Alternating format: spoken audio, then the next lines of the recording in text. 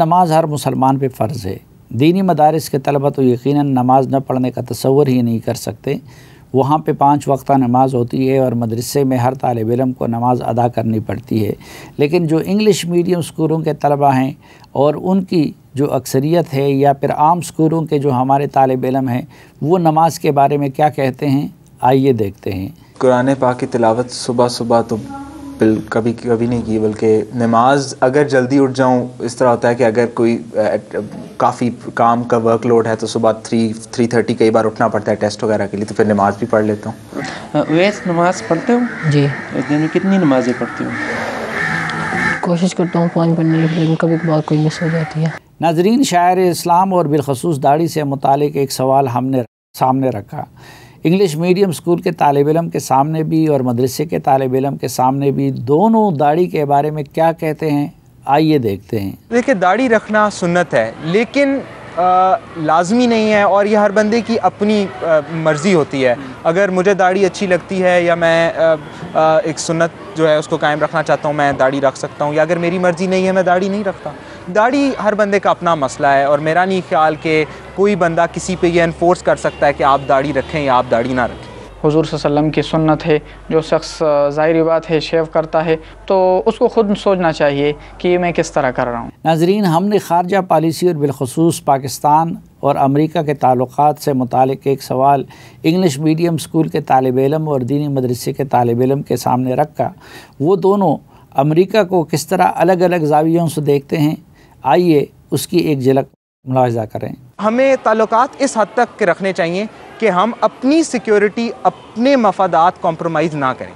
مطلب ہونے چاہیے، میں یہ نہیں کہتا کہ ان کے ساتھ ہمیں دشمنی ڈال لیں، لیکن ایک حد تک، یہ نہیں کہ ہم ہر بات ان کی مانتے جائیں اور پاکستان کے مفادات کے خلاف کام کرنا شروع کر دیں۔ ہمارا جو ایک عام ایم پی اے اور ایم اے جو بنتا ہے نا، تقریباً اس میں بھی امریکہ کے ہاتھ ہوتا ہے، اس تک وہ اس میں ہر چیز میں ملوث ہے۔ اور اس طرح جو ہمارا صدر ہے، وزیر اعظم بنتا ہے، پارلیمنٹ بنتی ہے، تو وہ سب بنانے والا جو ہوتا ہے تو وہ یہی حضرات ہوتے ہیں۔ کون؟ امریکہ یا اس کے علاقات، جن کے ساتھ ہمارا مکمل بائیکاٹ ہو جائے۔ ناظرین، آپ نے ملاحظہ کیا کہ کس طرح ہم بحیثیت قوم اپنے خلاف سازش کرنے میں لگے ہیں، وہ سازش جس کے نتیجے میں ہماری قوم تقسیم ہو رہی ہے، ٹکڑوں میں بٹ رہی ہے، فکر تقسیم ہو رہی ہے، سوچ تقسیم ہو رہی ہے۔ یہ سازش کوئی اور نہیں کر رہا، بدقسمتی سے یہ سازش ہم خود اپنے خلاف کر رہے ہیں۔ یہ سازش گزشتہ 77 سال سے پوری زوروں پر جاری ہے اور اس وقت مزید گہری ہوتی جا رہی ہے اور اس کے مظاہر بھی سامنے آ رہے ہیں۔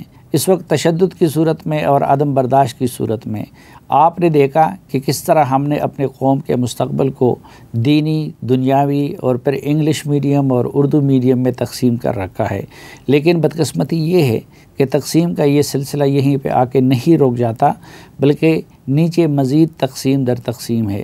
اگر ہم دینی نظام تعلیم کو دیکھیں تو نیچے پھر دیوبندیوں نے اپنے لیے الگ وفاق المدارس بنا رکھا ہے، بریلوی مسلک کے لوگوں نے اپنے لیے تنظیم المدارس بنا رکھا ہے، اسی طرح اہل حدیث مسلک کے لوگوں نے اپنے لیے وفاق المدارس سلفیہ بنا رکھا ہے، اسی طرح جماعت اسلامی نے اپنے لیے رابطۃ المدارس کا بورڈ بنا رکھا ہے، اور اسی طرح اہل تشیع نے اپنے لیے وفاق المدارس شیعہ کے نام سے الگ بورڈ بنا رکھا ہے۔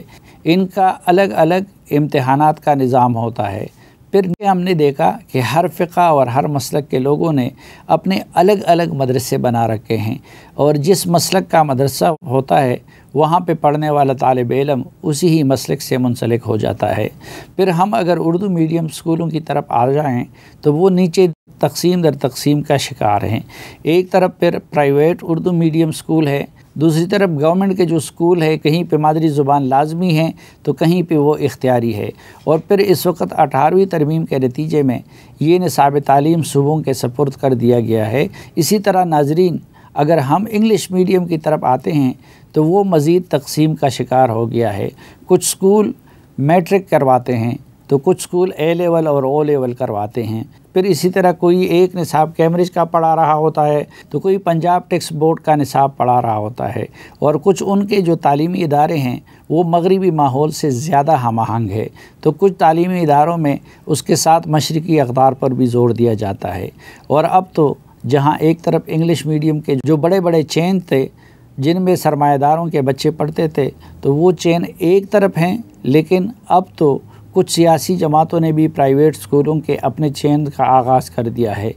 ناظرین، آپ خود ہی سوچ لیے کہ جب ہمارے لوگوں کے ذہن وہ گراس روٹ لیول سے مختلف خطوط پر استوار ہوتے ہیں، جب ہم نے خود ان کو ذہنی لحاظ سے بانٹ دیا ہے، تقسیم کر دیا ہے، ایک نظام ایک انتہا پہ تو دوسرا دوسری انتہا پہ استوار ہے، تو اس کے نتیجے میں کس طرح ایک قوم بن سکتی ہے؟ کیا یہ ضروری نہیں ہے کہ تقریروں، جلسوں، تحریروں، مطالبات اور قانون سازیوں سے پہلے ہم پاکستان کو ایک بنانے کے لیے پاکستان کے اندر ایک نظام تعلیم بنانے کا سوچیں، جس میں غریب کا بچہ بھی اسی طرح سہولیات سے استفادہ کر سکے جس طرح کہ امیر کا بچہ کرتا ہے؟